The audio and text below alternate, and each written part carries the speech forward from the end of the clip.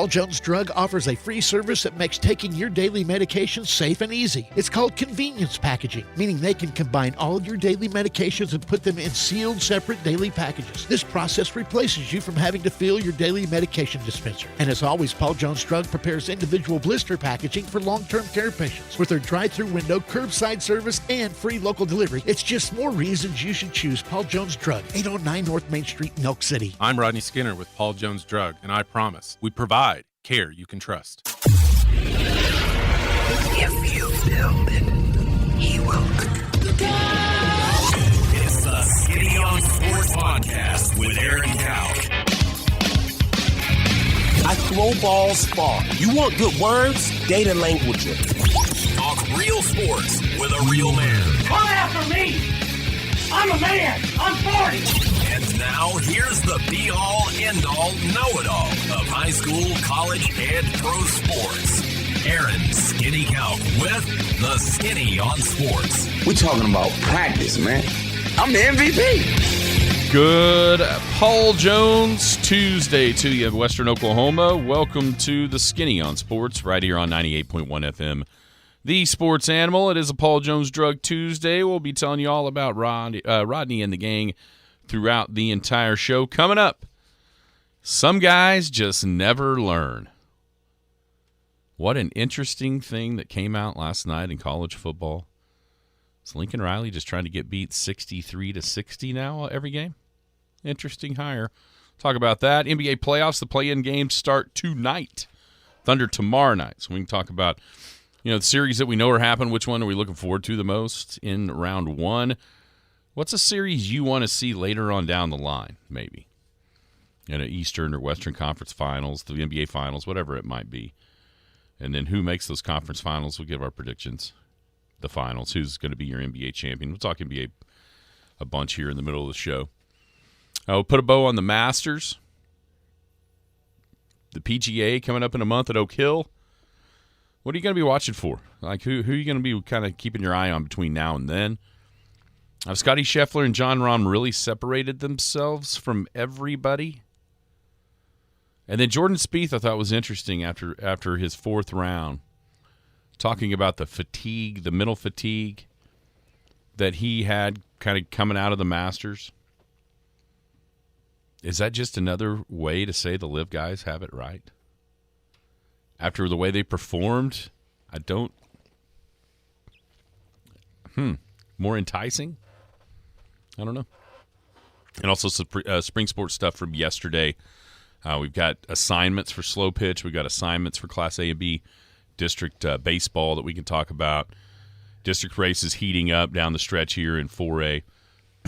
And so lots of things going on there on the baseball field, the softball field, and then Elk City hosted their golf tournament yesterday as well that we could talk about right off the top. 225-9698 is the phone to the text line. That's 225-9698. Give us a call, shoot us a text. We're talking about any of those things, whatever else might be on your mind. Feel free to chime in at 225-9698. Going to be outside the listening area. A couple ways to stay in touch with the show. One of those is to log on to kadsam.com. You can download the app. The app's got it all, except for it's not on. It's got it all with the internet when it's working. We're having some internet issues. So anyhow, kadsam.com or the app. You got 3 radio stations. You got the Penny News, brand new edition of the Penny News.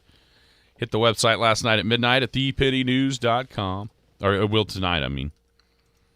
Pick up a free copy of the Penny News coming up tomorrow, the new one. So you can do both. You can pick up last week's right now, and then the next week's you can do it tomorrow or Thursday. You got Big Elk and Paragon TV. You've got Skinny on Sports podcast. If you missed the show entirely, you can find us on kadsam.com. You can find us on iTunes, Spotify, Amazon Music, all over the place. We are available. Hello, Jared. How are you? I'm doing fine. How are you today? I'm good. I got something off. Not stressed at all. I got something off the show, off the top here to ask you about. What you got? I don't have on the rundown. Andrew Heaney? No. I want to know, do you think that the Dallas Wings reinvented their roster and their organization last night with 3 top 11 picks? It's interesting concept. I was really, when I sat down this morning to watch SportsCenter And the second to top story was the WNBA draft. I got all the information for you. Which pick do you think was the best pick last night? Maddie Williams, clearly taking Maddie Williams because that's the only one I can remember. Can you explain to the listeners who Maddie Williams is? She played for OU. Oh, okay. Yeah. Okay. And I got about 35 minutes in, and there was still no story about Andrew Heaney's record-setting performance last night against the Royals. 9 in a row, right? 9 strikeouts? Yeah. A couple away from setting the record. What is the record? 11. He tied 11 strikeouts in a row. He got to 9. Who in the heck struck out 11 in a row? Oh, man, I had that right in front of me. But then the internet went out. I got some internet here. He tied the AL record. Tied the record, yeah, for 9. And Tyler Alexander. maybe it's 10 or 11. I thought there was the major league. The major league 10. record is 10. 10. 10. Okay. Set by 2 people. Fister. Tom Seaver in 1970. That's the record. Yeah, that's the record. 70. Matched by Aaron Nola and of my Milwaukee Brewers, Corbin Burns.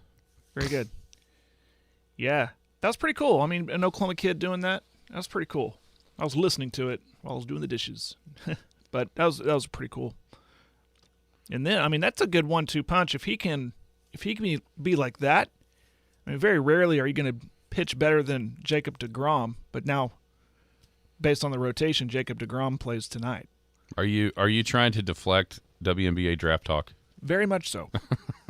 I want to know who you thought was the best pick in the WNBA draft. I gave you my best pick just because that's the only one. Who was that's the only best one pick that popped up on my phone because I follow OU Athletics and it popped up that she got drafted. Okay, like at the 18th spot, I can't remember. Second round, right? I saw it on Twitter. 18th pick, Maddie Williams. So who do you think was the best pick in the first round? I don't know. I don't. First pick? Do you know who the first pick was? The young lady from South Carolina. Do you know who the first pick was? Is that Aaliyah Butler? Boston. That's right. Boston? You're on it. Okay. You're on it. Yeah. Aaliyah Boston. Yeah. South Carolina. She was the first pick, yes. The Gamecocks to had 5. Indiana. I can even tell you that. 5 first-rounder or 5 picks in the draft from they were good. South Carolina. They were really good. A lot of talent there. The Wings had 3 picks in the top 11. Was that Indiana? Dallas. I'm sorry, you just said that. Dallas. The Dallas Wings. Dallas Wings. Looking to transform. Formerly from Tulsa. Is that right?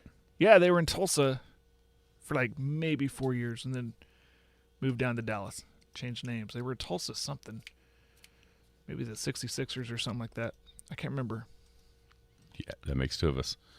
All right, spring sports around here yesterday. Your knowledge was pretty deep there. Well, that was just because I sat down with my coffee. I only had one kid to get ready this morning. My other one, God bless her, is not feeling well, so she stayed home. But I turned on SportsCenter. Usually I turn on the Weather Channel. But I wanted to see if they had anything on Heaney, if any more of those numbers we talked about. And I gave up about 30 minutes in. I was like, I cannot believe. It's still talking about the WNBA. Well, there was a second story. The lead was the Rays. My goodness. Still on a tear, 10-0. Yeah, I was listening last night driving home. They're approaching records. Yeah. And until what did they win yesterday? What was the score? It was like 1-0, wasn't it? Yeah. I think that was the first time they didn't win by 4 runs. Right. Yeah, the Rays are absolutely hot. Now, they haven't played anybody before last night. Who'd they play last night? Yeah, that's a little bit better. I mean, they were playing the A's and the Cincinnati maybe. Well, it's still baseball. You could still lose 1-run games to bad teams like that. Just winning, like the Angels yesterday losing to Washington. Yeah, Washington was another team that they'd played. Yeah. Winning them all is amazing. Winning them all by 4 is stupid. Yeah. We'll see if they can keep it up. That's pretty impressive. All right, and let's see if anybody goes down there in Tampa Bay. Well, the answer to that's no. Nobody goes to their games down there. I promise you that. You know what? Yes, they will when they play the Yankees. Because all the Yankees fans that have moved from New York to Florida to retire will fill up the stadium. I think wasn't there a conversation a few years ago about actually moving them or sharing them with Montreal? I believe there was. And then, what's his name, locked down the country and you can't get in there. Trudeau. Oh, yeah. Mini Hitler. Yeah, that's right. Well, It'd be cool to see Montreal with baseball again. Yeah, because they supported it so well. Well, that's what They would feel at home. There's nobody there. Yeah, during the cold, like early parts of the season when it's cold, play them down in the Rays, down in Tampa Bay where nobody goes, and then when it warms up, go up to Montreal where still nobody goes. I mean, they were inside in Montreal. I think it's outside because who played? Somebody had Since to move when? there. No, they built something new. Or am I thinking of Buffalo? Where somebody had to play at Buffalo or Montreal or something. Toronto had to play at Buffalo. That's what I'm thinking about. Right? Why was that? Because of COVID. Because he wouldn't let Was you that in. why? Yes. They moved everything to Buffalo and Yes. unreal. You That was couldn't like get a- in for the playoffs. They wouldn't let you in the country. Did you see the president actually signed off, said it's not an emergency anymore? Yeah, we'll see. He actually signed off on it. I wanted to ritually burn anything COVID related to my house. A mask, anything. Anything. Yeah. We'll see about that. All right, spring sports around Meanwhile, here he's yesterday. falling upstairs. Anyways, go ahead. He's a And smelling a kid. Go ahead. smelling little kids. We all do that, right? How about no, Scotty? We do Yeah. not all do that. I think it's illegal. If it's not, it ought to be. I smell my kid's hair. Did you wash your hair? No, you didn't. Go back there and scrub your head. Yeah, I don't have to get that Did you close. brush your teeth? Oh, no, you did not. Put your shoes on, son. But that's my kid. We're in the car. Yeah. That's exactly. All right, baseball yesterday. Went out and enjoyed. What a gorgeous day for baseball. I mean, once that storm blew by, it was very nice out. Oh, man, it was nice. And it was nice if you're wearing the brown and white as the Big Elks shut out Clinton 13-0. We got to see Cash Mayfield on the hill here at Ackley Park. He was awesome. I think there was one base runner he allowed via the walk. That was it. Big Elk bats were pretty good too. So Elk City rolling right now as they took the lead momentarily, at least, in the district standings, 9-0. They'll play; those two teams will play over in Clinton today. Weatherford Kingfisher played like a half inning, and then that was it. They were at Kingfisher, and then that hailstorm that looked like snow blew through that area. So I'm sure that they'll play both of them in Weatherford today, pick up where they left off yesterday, as Kingfisher will be the home team, and then play the other district game today. Weatherford's 8-0. The Elks now 9-0. And those two teams will play next week in their two-game series for the district title, depending on what happens, of course, this week as well. So things kind of shaking out there in District 4. The other districts kind of looking around the state, and especially the top four, because that'll be a possible, where Elk City will figure out their by district assignment or their regional as well. Tuttle can win the district today in 4A1 with a win over Mount St. Mary, because they've only got 3 district games left. The closest is Newcastle and Mount St. Mary with 3 losses. So if Tuttle wins today against Mount St. Mary, they will lock up District 1. District 2 will be decided next week with Chickasha and Blanchard getting together. Both those teams undefeated. Ada next with 3 losses. Now's the part where you start kind of looking for Elk City, for Clinton, for Weatherford, kind of looking ahead to by-district opponents, to where you might go for regional, who would be there, and that sort of thing. Ada or Bing, whoever wins District 4, that's probably who you get, one of those two teams. And then in District 3, either Cash, Marlowe, or Lone Grove. So those teams are kind of, especially Lone Grove and Marlowe, on the top 2 there in District 3. So everything's starting to kind of settle itself out around the state in spring sports on the baseball field. Smaller schools, the districts were announced yesterday, or maybe Sunday it leaked out there. Class B, looking down through the list. Let's see here. Granite will host Mountain View, Gotebo, and Tipton. You've got Vici hosting Buffalo and Forgan. Leedy will host Sharon Mutual and Tyrone. These are all Class B district tournaments. Sentinel's got Corn Bible and Sweetwater. La Keepa Sickles, Dover, and Verdon. Hammond's hosting Beaver and Winoka. Duke will welcome Arnett and Eric. Class A, Canute Cordell is a two-person. It's a two-teamer at Canute. Hollis gets Geronimo and Snyder. You've got Shattuck will host Cheyenne Raiden and Fargo Gage Fort Supply. Hydro's got O'Keene and Ringwood. Rappo Butler will host. They'll get Burns Flat, Dill City, and Thomas.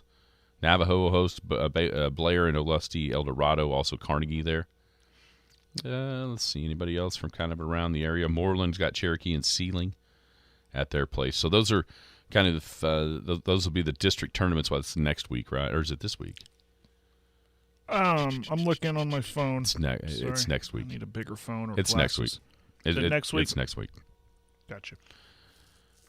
So that'll be the Class A and B district baseball tournaments. Now, in slow pitch, well, there's a bunch of these. All the district assignments were handed out yesterday. Class B, it'll be Leedy and Corn Bible, Lakeeba Sickles Geary, Arnett Winoka. That's a Mountain View Godibo has a three-teamer with Cement and Duke. Class A, you got Hammond, gets Cimarron, Aline Cleo. Visai gets Buffalo and Beaver. Class 2A, Shattuck and Turpin. Canute gets Fargo Gage Fort Supply. Cheyenne Raiden goes to Cyril. Rappo Butler will play Sealing at home. Navajo will host Snyder and Geronimo. 3A, that's probably kind of where we may not have anybody local. Yep, there's one. Hydro Eakley will host Burns Flat, Dill City, and Sayre. Get to 4A, maybe getting Merritt will host Dibble and Community Christian. Hobart to host Minko and Lexington. These are all slow pitch districts.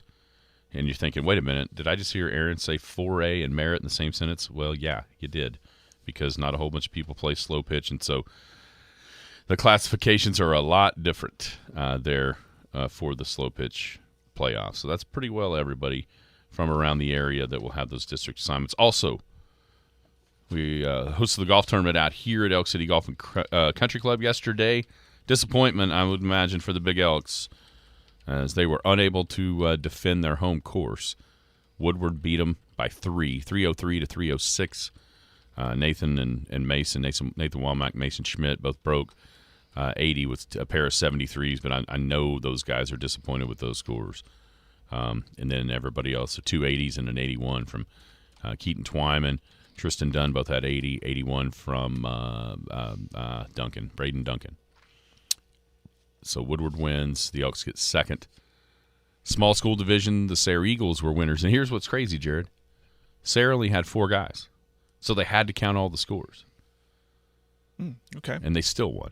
363 to 366 from Frederick. So they were 3-shot winners. So both the large and small school divisions were 3-shot wins for Woodward over Elk City, for Sayre over Frederick. All right. I would try to find the soccer score, but I can't. So we'll move on from there, because I know there's soccer games yesterday. You a dead stick over there too? Yep, I am now. It's kind of fluttering back and forth. Once I am able to, I'll find that. All right, let's put a bow on the Masters. Just kind of your final thoughts on what you saw down at Augusta National this week. I was thinking about it. Always for what we do, look for storylines, and obviously the storyline with John Rahm, and even through the weather, how dominant he looked.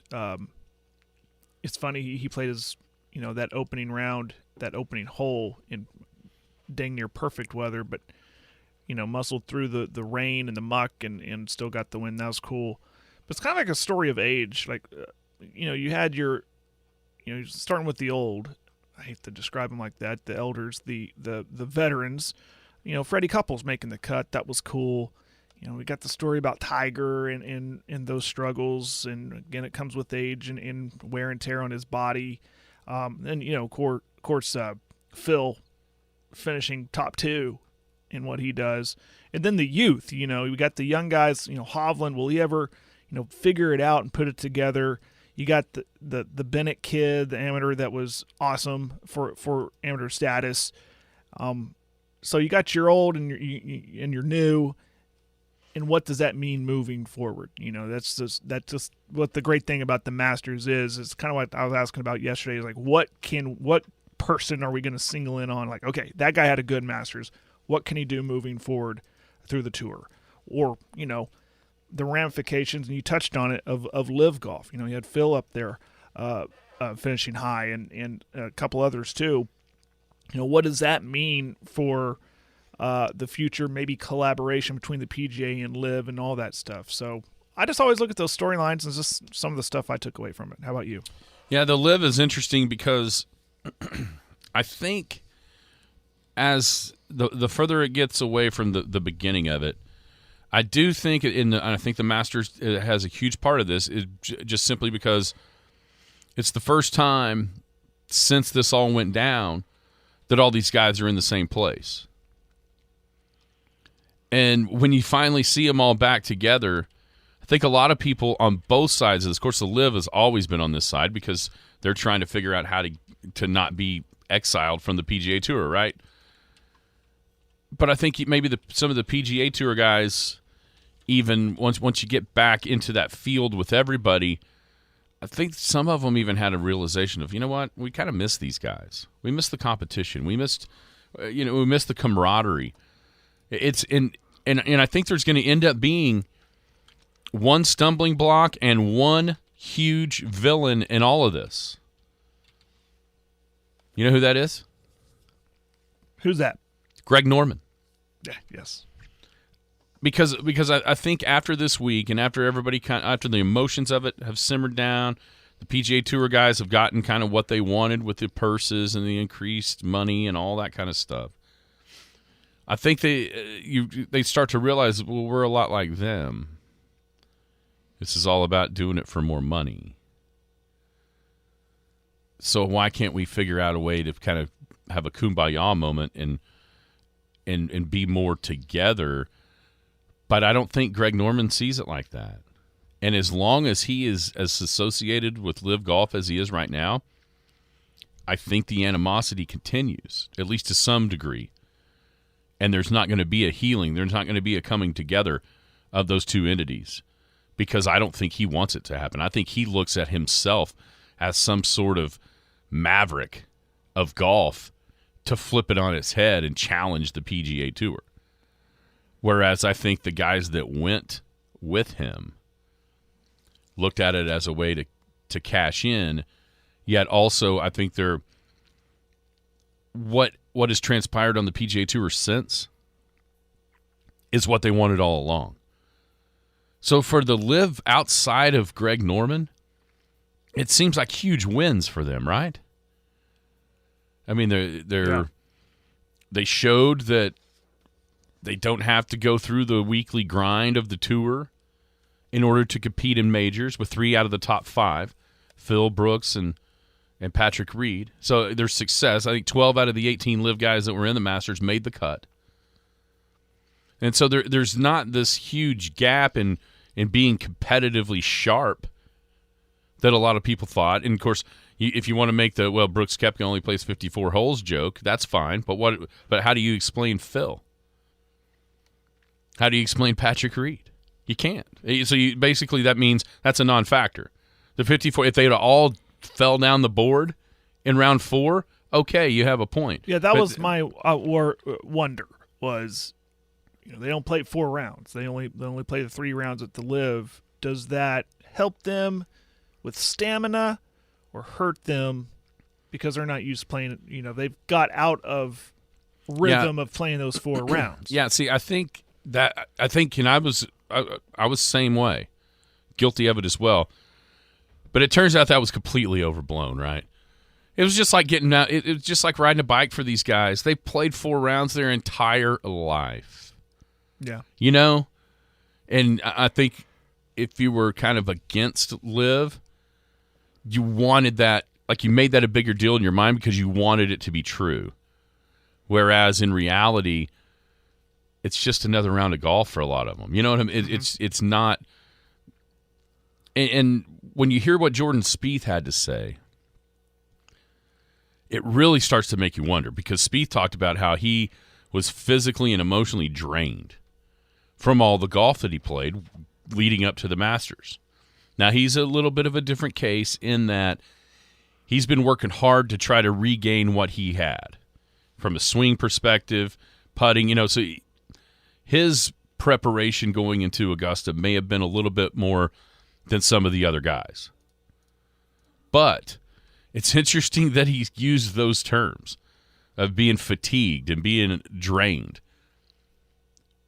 Couple that with the success that the LIV guys had. And then you start to think, well, wait a minute.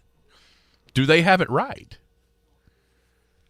Because that was the one thing. It wasn't necessarily the playing 72 holes that I was thinking about.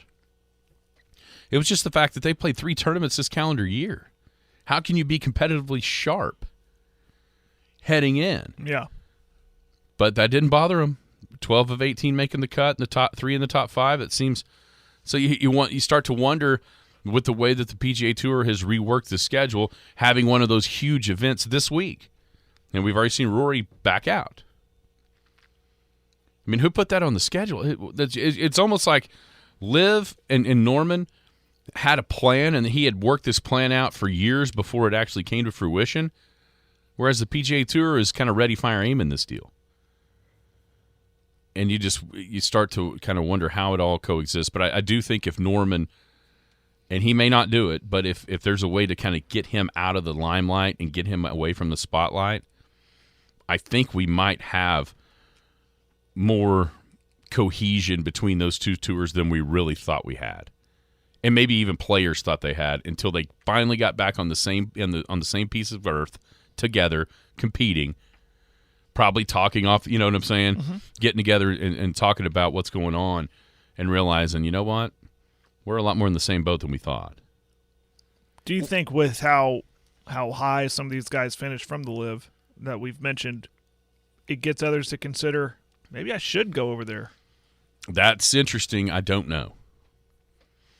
I do think the fact that, at least for now, and it looks like forever, that those LIV guys are going to have the option to play all 4 majors. It's enticing for some guys. But here's the problem. And at least in the majors, the LIV guys can get the official World Golf Rankings points, which then allows to make, the Ryder Cup, get back into the majors, and that kind of thing. If they can get that worked out to where the LIV guys do get official World Golf Rankings points, at that point, maybe you see some other guys take that choice.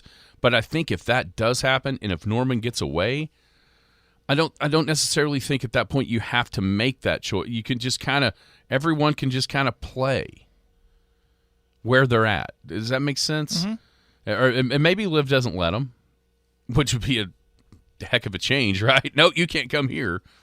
But with the way that they paid, those bonuses or whatever you want to call it, signing bonuses or whatever to come play, maybe they decide they don't want to do that. But the whole point of it is if Norman will get out of the way, I think we'll get back to having, because what do we all want to see more than anything? We want to see all these guys in the same spot. More than 4 times a year. Right. We want to see these guys compete against each other. And I think maybe that's the biggest stumbling block in it is Greg Norman. Because as it turns out, the PGA Tour has just done what the Saudis did anyway. They've copied that model, basically, just haven't done it maybe as well as what the LIV guys have. With the PGA next week, you mentioned guys playing well or whatever. Is there somebody or a couple of guys that you're going to watch between now and then to see how they react to their Masters performance going into the PGA that you may consider picking, or whatever? Just guys that you want to see how they perform between now and then to see what their form is going into the PGA. I've always, because of local ties, I've always really liked Hovland, and I'm rooting for the kid to break through. So he's one I'm always going to keep an eye on. He's going to have these top 10 finishes throughout his career, but can he break through? So I'm always keeping an eye on him. How does he perform? Maybe after this Masters performance, knowing that, I had an opportunity there to kind of shoot myself to the top and didn't really do it. Then other guys, the normal guys, Spieth, stuff like how does John Rahm, after winning it, how does he respond? Can he maintain that allure right now of being the best golfer in the world? And so just guys like that, and then still kind of infatuated with Tom Kim. He finished 16th, looking at it right now, tied 16th. What does he do moving forward? So guys like that. How about you? For sure, Rory for me. After that total disappointment, Well, it's like, here we go again, Rory. It's how I was kind of So took it. bad. Like, here we go again. it was just so bad. I can't believe he missed it. Justin Thomas, same way. I mean, Justin Thomas, when it flipped on the TV on Sunday morning and he's finishing round 2 in those brutal conditions, don't get me wrong, but he's 2 under going into like 13. I'm thinking, heck, he make a birdie or two. He'll be kind of one of those that will be able to try to put some pressure on Koepka later on. And he plays the last 8 holes and 6 over. You're like, he's going home. Yeah. What just happened? And we can all make he wanted Tiger to make the cut joke, but he wanted to make the cut. He didn't mean to bogey them both, you know what I'm saying? Which by the time they got to 18, I mean, my gosh, that morning, that they were hitting drives like 235. Everyone was hitting woods into number 18 green by the time they all got there. But, you know, those guys there, I want to, another guy that wasn't at the Masters but was starting to play better and getting close, and heck, I think you tried to pick him before I told you what in the field, is Ricky Fowler. Yeah. How much can he continue his comeback before the PGA? So there's a lot to unpack still with 3 more majors left. But right now it sure feels like it's Scheffler and it's Rahm. I would put them in the other order myself. It's Rahm, Scheffler, and then a decent drop-off to everybody else in the game of golf right now, because those 2 guys have really, really dominated. That's Rahm's 4th win. He threw us off the scent just a little bit, me in particular, because if you'd have asked me at the 1st of March who's winning the Masters, I would have told you Jon Rahm, bar none. And then he plays bad at Bay Hill. He has to withdraw from the Players because he got sick. And then the match play, he didn't do great on kind of a weird golf course or what have you. And he threw you off the scent just a little bit because those last 3 results weren't nearly but the others were so strong. It just that was almost, at least for me, it was a little bit too much. What have you done for me lately, and not enough? You know what? Jon Rahm's been the best player in the world this year. What am I doing? Red. All right. It's Paul Jones Drug Tuesday. We'll tell you all about it when we come back. Also, the NBA playoffs play-in games start this evening, and the Thunder are back involved way faster than I think a bunch of us thought. We'll talk about that next. It's Skinny on Sports right here on a Paul Jones Drug Tuesday on the Sports Animal. Paul Jones Drug is Elk City's most experienced compounding pharmacy, meaning they can custom make your prescription medications to your doctor's specifications, safely and effectively providing you with exactly what you need. And for your convenience, Paul Jones Drug has a drive-through pickup window as well as curbside service for testing and vaccinations, and offers free local delivery. Just a couple reasons you should choose Paul Jones Drug, 809 North Main Street in Elk City. I'm Rodney Skinner with Paul Jones Drug, and I promise we provide care you can trust. Hey! Is this heaven? No. It's the Skinny on Sports. Welcome back, Skinny on Sports, 98.1 FM, the Sports Animal. It's Paul Jones Drug Tuesday. Paul Jones Drug, 809 North Main Street is care you can trust. Got free delivery right here in the Elk City area. They are the oldest compounding pharmacy in Elk City. That means they've got the most experience compounding. Drive-through pickup, curbside testing, and vaccinations. They've got these things called blister packs, which is their long-term care unit packaging. Give them a call, 580-225-2121. That's Paul Jones Drug, Rodney, and the gang down there at 809 North Main. We'll tell you more about them as we move along today. Jared.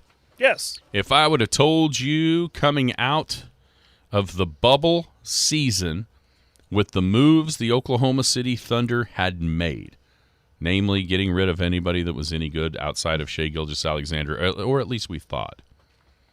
If I'd have told you heading into that 2020-2021 season that come 2023, the Thunder would be back in the play-in with a chance to get into the playoffs, what would you have thought? I would have thought, okay, maybe, but not likely, because everything I've been told about a rebuild, a process, if you will, it takes forever. Look at Philly. It's taken them forever to be good, right?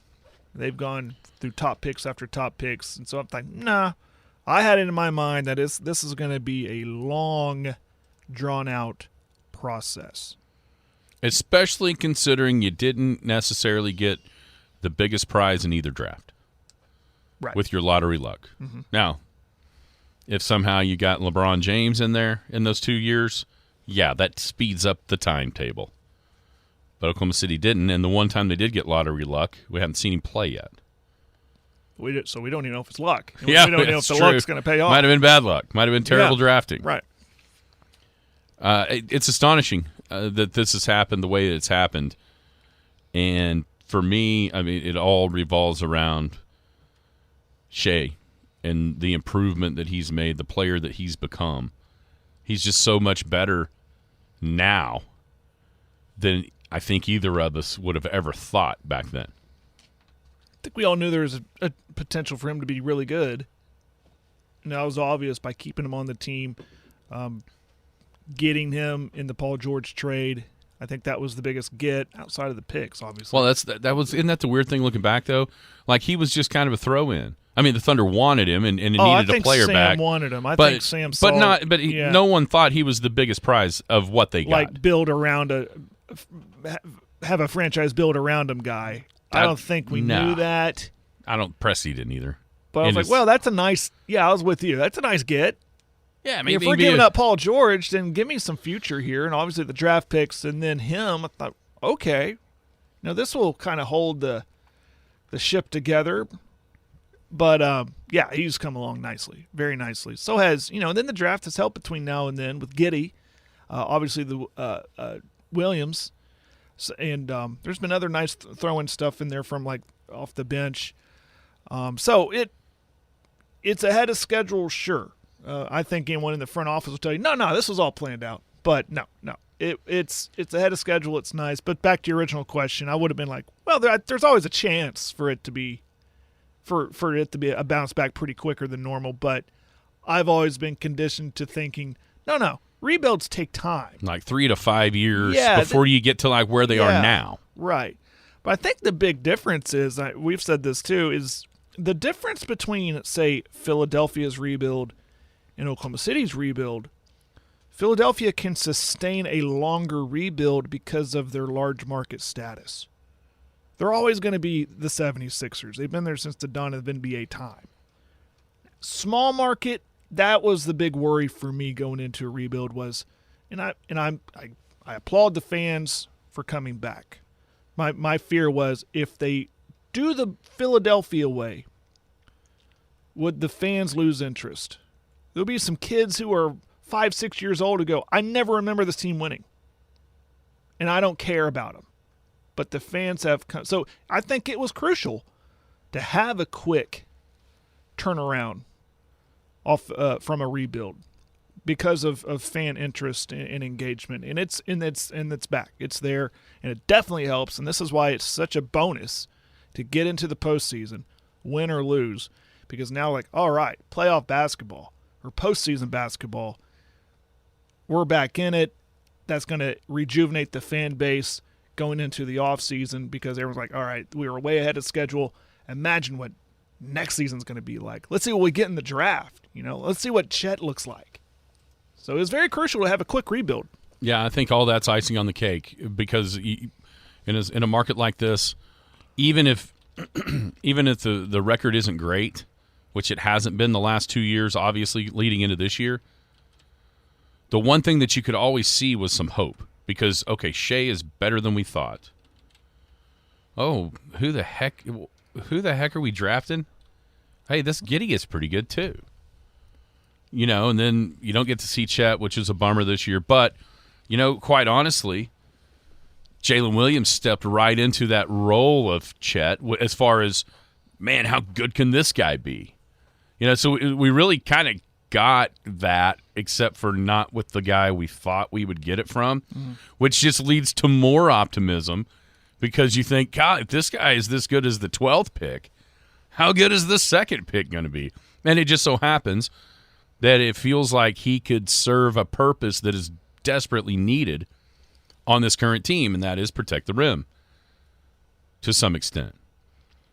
And so it's all working out, I think, the way Presti probably planned it. Maybe just a little bit faster than we thought, especially considering that Chet didn't play this year. If Chet would have played this year and been a good player, I don't know if we're as surprised today as we are. That makes sense? Absolutely. But at the same time, you got The expectations would have been a lot higher if Chet didn't get hurt and he played the entire season, right? the hope would have been higher. The hope would have been higher. But as it turns out, you got you're going to have you're going to have number 2 in the Rookie of the Year voting. So you essentially got number 2 pick production. If you just look at draft slots, you essentially got that. You just got it from the 12th pick because the second pick didn't play, which, oh, by the way, you have. He's your guy. So there's a lot of things to really be excited about, and that's why anytime we ask Jim about this, or basically anybody that watches basketball, if Chet Holmgren can be the second pick in the draft, quality, this team is going to be fantastic. Very good. Yeah. And that's the beauty of what's happening. We got a little bit of a picture of that during Summer League, especially that first game.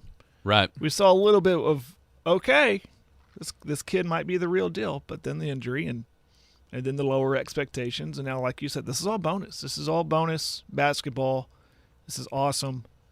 Regardless of what happens tomorrow, Thunder fans should be very happy with the season overall and what's to come. 13 of 15 seasons, Oklahoma City. The Thunder have been in Oklahoma City. They've won at least 40 games. That's incredible consistency for a small market. What is your favorite series? Or do you have a favorite game tonight? I mean, obviously, I'm going to pay attention. You're watching Lakers Right. Wolves because whoever loses could potentially be the Thunder's matchup on Friday to get the 8th seed. Yes. But outside of that, what's your favorite series in the first round? Outside of playing, Yes. oh boy, the Warriors Kings does nothing for me. Really? It really doesn't. Oh, man. That's the one I think it's going to be awesome. Do you? I think it's think gonna be the entertaining. Warriors are just going to go, okay, playoffs, click, flip it on. And it's going to be all the love for the Warriors. Did you know the Warriors and the Kings have never been in the same playoffs? Did you hear Jim say that yesterday? I did not know that. Crazier stat, not a Texas team is in the playoffs. Oh, that's true. Not one, and I think that's Wow. maybe the first time ever that a Texas team is not in the NBA playoffs. I mean, you think about it, the Spurs have been there for so many years. And if they missed, the Rockets were really good at a lot of different times. Mm-hmm. The Mavs have been. There's always a good team in Texas at one point Yeah. or another. They're always what? And this year, nah. Wow. That's incredible. Yeah, but the Warriors-Kings thing, that's kind of cool that they've never been in the playoffs at the same time. And they play each other. They play each other. So which one do you I like? mean, If it's not that one. yeah, that looks like the obvious answer. I get it because of the proximity of the two, the story of the Kings, how good they've looked this year, which, by the way, is something I could see the Thunder being next year. Yeah. You know what I mean?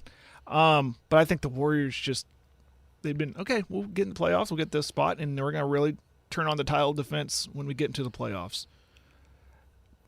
Nets 76ers does nothing because of the Nets depleted roster. Forget about it. Maybe Clippers Suns, maybe? Yeah. That's. I think that's a lot of people's answer. The West is going to be incredibly fun, right? There's a lot of fun series in that first round.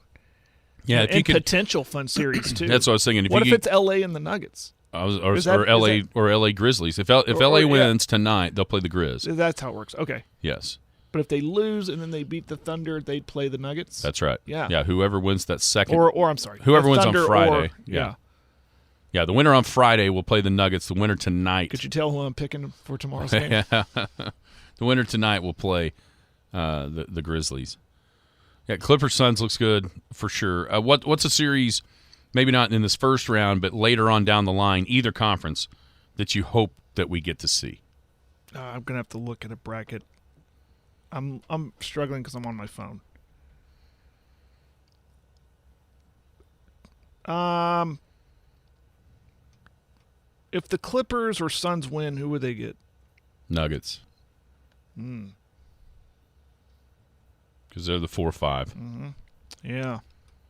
So the potential maybe that one. So next round potential in the West is Clippers, Suns versus Nuggets, unless something crazy happens, and then Lakers, Grizzlies. If Lakers win tonight, Lakers, Grizzlies versus the winner of Golden State and Sacramento.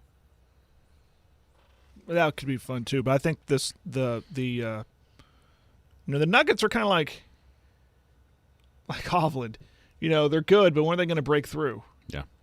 And so I think they get by the first round, but they get Clippers or Suns. Imagine if it's the Suns. Yeah, I don't think they want any part of the Suns. No. They're hoping the Clippers beat the Suns. I think. That would be real fun. I want to see Suns Warriors. Oh, there's some more storylines. I want to see or Suns Lakers. The matchup that we really haven't got to see very often over the last handful of years in regular season games even is LeBron KD. We haven't seen them play each other very much. So them going at it in a 7-game Western Conference Finals, that would be pretty awesome too. That would be fun. On the other side, I think we're going to get Sixers Celtics next round. And then whoever wins that against the Bucks should be awesome. In the East, in the Eastern Conference. All right, who do you think makes the conference finals? Give me the Suns in the West. Playing? I will say, man, I'm down between two teams in the East. No. Who are they playing in the Western Conference Finals? Oh, I see. Without looking at the bracket. It's either Grizzlies, Lakers. Say the Lakers win tonight. Grizzlies, Lakers, Kings, Warriors. Lakers. Wow. Okay. They're playing good. All right, in the East? This is give me the 76ers. 76ers and against the Bucks. Uh-huh. In the Eastern Conference Finals. Dang you. Going with the soon-to-be MVP. You're going to trust the Sixers, are you? Are you going to trust the Sixers to make the finals? To beat Milwaukee? Yeah. Oh, my gosh. Are you really? I'm doing it. Against Phoenix? Uh-huh. That would be a fun series. All right, who you got winning it all? Phoenix. Phoenix winning it all. KD's the reason why they finally get over the top. Phoenix winning. Okay, I've got Suns Warriors in the Western Conference Finals. The Eastern Conference Finals, I wanted to trust the Sixers, but I've done it before, and I've seen the error of my ways. I've got Bucks Celtics in the Eastern Conference Finals. The Finals, this is probably just what I want to see versus what I think it's going to happen. But I'm going to take Phoenix, and I'm going to take Milwaukee. And in a repeat of a couple of years ago, give me Milwaukee. Milwaukee. I mean, all of a sudden, I'm just a Milwaukee fan all the way through. The Brewers, the Bucks. They give me Giannis hoisting trophy number 2.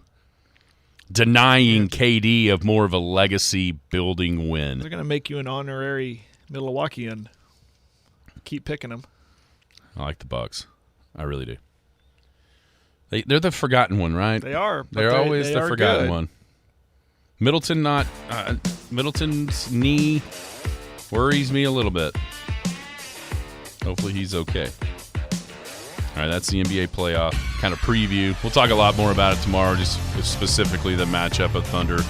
Pelicans. We'll know who the opponent would be with a win after tonight's play-in games. When we come back, some guys never learn. Paul Jones Drug offers a free service that makes taking your daily medications safe and easy. It's called convenience packaging, meaning they can combine all your daily medications and put them in sealed, separate daily packages. This process replaces you from having to fill your daily medication dispenser. And as always, Paul Jones Drug prepares individual blister packaging for long-term care patients. With their drive-through window, curbside service, and free local delivery, it's just more reasons you should choose Paul Jones Drug, 809 North Main Street, Elk City. I'm Rodney Skinner with Paul Jones Drug, and I promise we provide care you can trust. The Skinny on Sports. Welcome back. Skinny on Sports, 98.1 FM. The Sports Animal wrapping up a Paul Jones Drug Tuesday. Rodney Skinner and the gang at Paul Jones Drug in 809 North Main. We always talk about this feature of Paul Jones Drug each and every week. That is convenience packaging. Jared, do you know what convenience packaging is? Oh, well, it's in After the name. all these weeks, surely you do. It's in the name. It's convenient.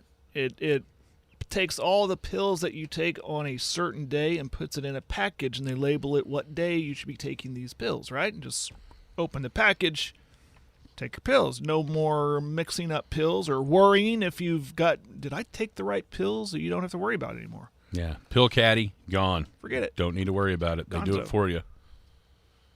So, convenience packaging. It's great stuff there. They got durable medical equipment, which is walkers, canes, crutches, wraps, and the like. Most insurances are accepted, and it's not just the medical part. They've got some awesome gifts and greeting cards as well for your soon-to-be 2023 graduate. Be a great place to pick up some stuff there. Paul Jones Drug, 809 North Main, right here in Elk City. Jared, have you ever known anybody in your life that just wouldn't get it, that just never got it?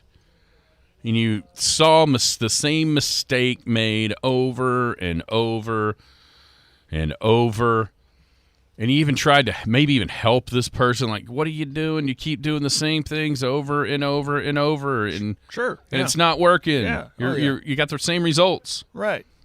Yeah.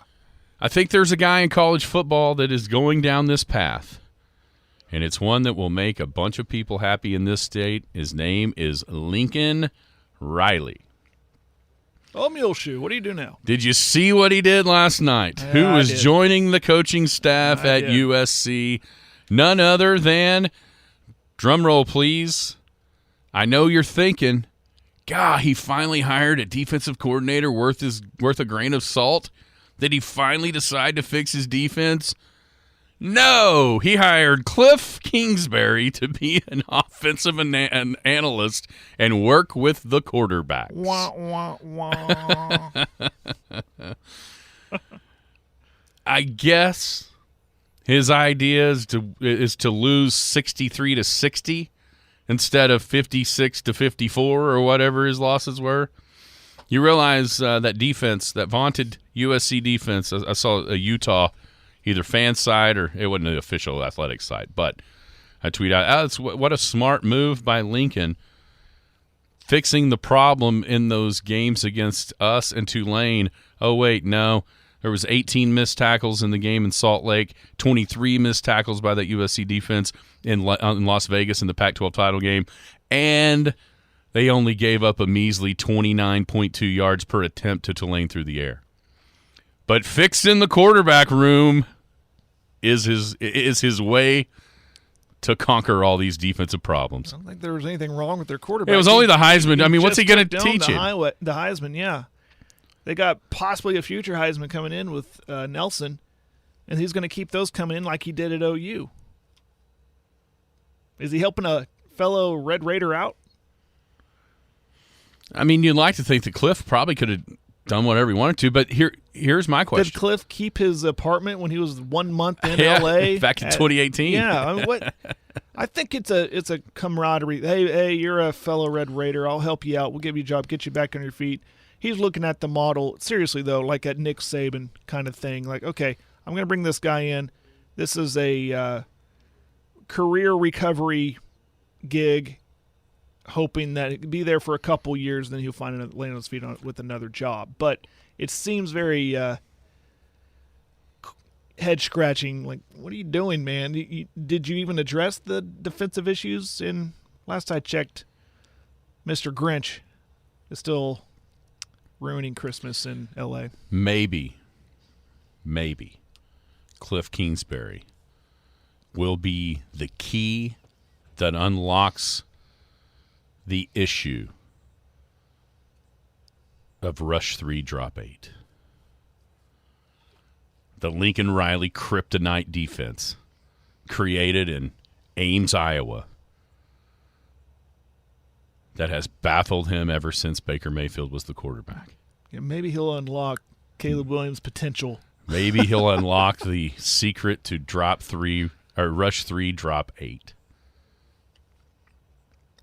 Or maybe he is doing his former Red Raider buddy a solid by putting him into position to follow him as the head coach of the USC Trojans when Lincoln Riley goes to the NFL to coach whatever team drafts Caleb Williams number 1.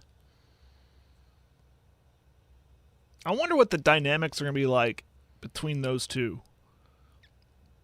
Like, have they were they on the campus at the same time? Was he a grad assistant with Cliff? I mean, I don't know their age. I don't know when they graduate or Cliff's older. Cliff's older. I don't know. I don't think they've ever worked together in any capacity. My question is, does Cliff come in and go, hey, man, I was a head coach at the big leagues. Maybe listen to what I got to say about this. Probably and I not. go, wait a minute, bud. I'm the head coach here. Yeah, I think what Lincoln probably says is, I beat you when I you beat were at Lubbock. Yeah. Yeah, don't worry about me, bro. Remember that game? Remember you couldn't even beat me with Pat Mahomes as your quarterback? Yeah. I guess Lincoln was the assistant, but still, point remains. Interesting. Very, very interesting that was his. I mean, I guess in this day and age with the analyst positions that are open, you're probably, if you can have Cliff Kingsbury, you might as well take him, right? I mean, if he wasn't going to hire him, somebody was. I don't think. That's what I mean. He was just going to not do anything. But I mean, if you had the choice in making him an analyst and not, you might as well make him an analyst. Yeah, and it feels like a Nick Saban, like a model after what Nick Saban has done with coaches that have, lost their job and, they still have some mystique about him as being a good coach. Well, he'll bring him in and see what happens. Come be an analyst, whatever that means. What are they doing? Keeping charts? And then getting hired on somewhere else. Yeah, I think he's going to essentially be the assistant quarterback coach working with the quarterbacks alongside Lincoln would be my guess. But that defense still not good? No. All right, and nobody's going to see him on the CW. Did you hear Jim Nantz take a shot at the Live about the CW? No. It was perfect. I saw a headline. I didn't. Perfectly worked in there. All right, thanks to Rodney Skinner and the gang at Paul Jones Drug. Every Tuesday on the show is a Paul Jones Drug Tuesday. Everyone enjoy the play-in games tonight. You've been listening to the Skinny on Sports podcast with Aaron Cow. Be sure to hit that subscribe button to get alerts of when the latest podcast is available. Thanks for listening. That ball is blistered to right. Way back. Goodbye. Paul Jones Drug is Elk City's most experienced compounding pharmacy, meaning they can custom make your prescription medications to your doctor's specifications, safely and effectively providing you with exactly what you need. And for your convenience, Paul Jones Drug has a drive-through pickup window as well as curbside service for testing and vaccinations and offers free local delivery. Just a couple reasons you should choose Paul Jones Drug, 809 North Main Street in Elk City. I'm Rodney Skinner with Paul Jones Drug, and I promise we provide care you can trust.